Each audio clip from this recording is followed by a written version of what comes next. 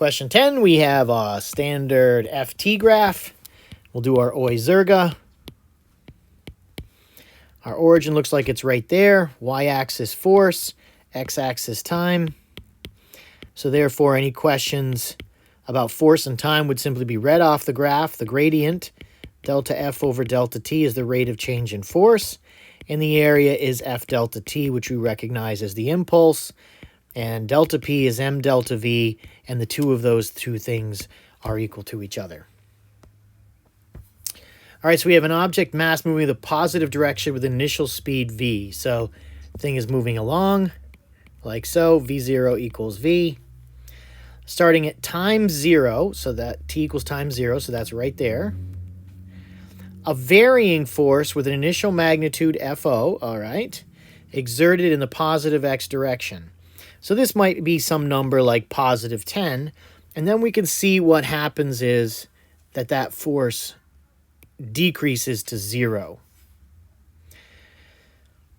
But notice it's all positive all the while. So it's accelerating the entire time.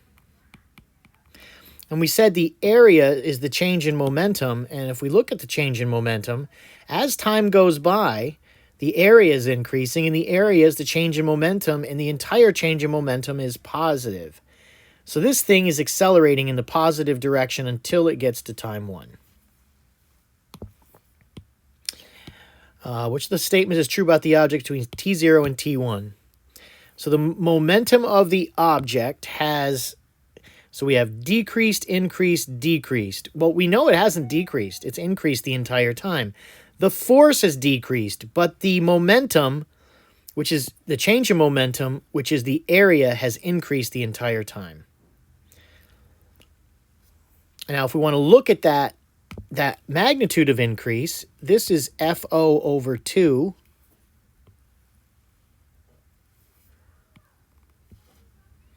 And that's approximately the area. So that area is FO over 2 times T1. Or 1/2 F0 T1. So it looks like that's what we're dealing with here, is that it's B. That looks like that's correct. Let's see what's going on. At time T1 is MV plus F0 T1. So if the change in momentum is P minus P0, then P is going to be equal to delta P plus P0. Now this area is the delta P. And this P0 is the initial MV. But the area, the delta P, is not F0 T1. It's 1/2 F0 T1. So this is in the right track of things. And if that had been 1/2 F0 T1, then this would also be true, and there'd be two choices for this question. So that's why the correct answer is B. This area, this term standing in for the change in momentum, is incorrect.